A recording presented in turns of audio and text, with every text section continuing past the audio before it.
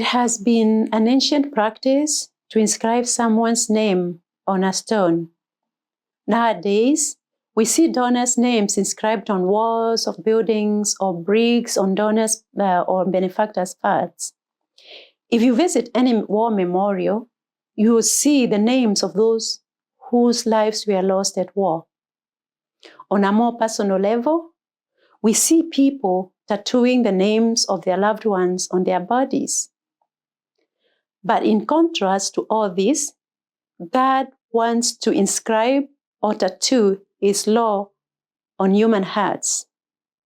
It is a law of love, a law of forgiveness, a law of compassion. Through love and care, God wants to make a new covenant with the people of Israel, with you and I. However, there is a twist in why God writes this new covenant, because these same people had broken a previous covenants with God. Through prophet Jeremiah, God says, I will be their God, and they shall be my people. God will not abandon us even when we turn away from God. Instead, God offers a new beginning, a fresh start. Based on this, how often do we count others' mistakes? How many people have we avoided just because they hurt us? Who among us can readily say to someone who is constantly hurting us, it is okay, let us have a fresh start? Love and care brings forth forgiveness.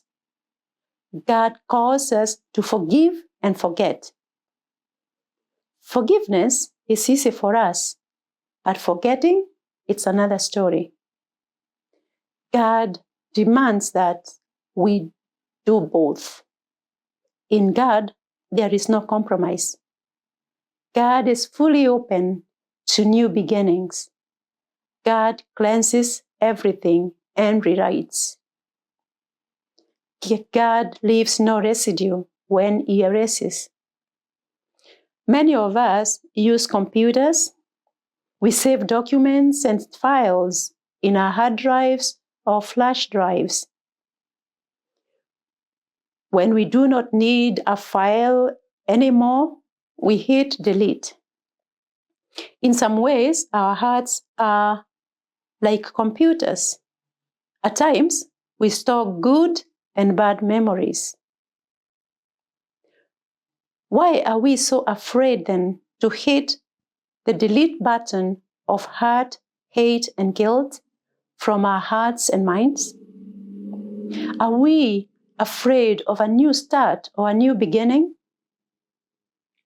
The new covenant that God writes in our hearts, it's a law of love and care, not hate and punishment. Looking at the world today, we see immense suffering, death, and destruction through war and violence, great polarizations, nationalism, genocide, and xenophobia, to name but a few.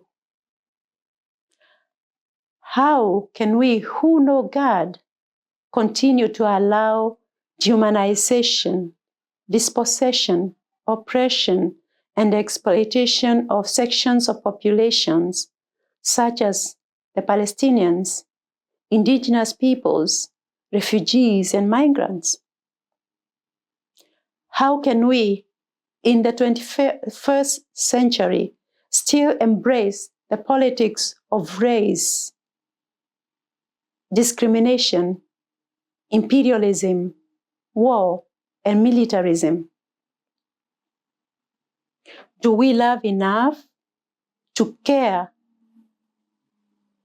to speak against the injustices we see in our society? Do we use the power Jesus bestows on us as His servants?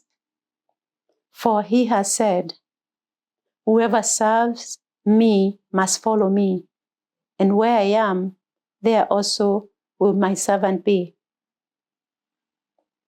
When we walk in the footsteps of Jesus, we are challenged to live lives full of love, compassion, mercy, and forgiveness, because God's covenant is written in our hearts. May Jesus give us the strength for a fresh start, a new covenant.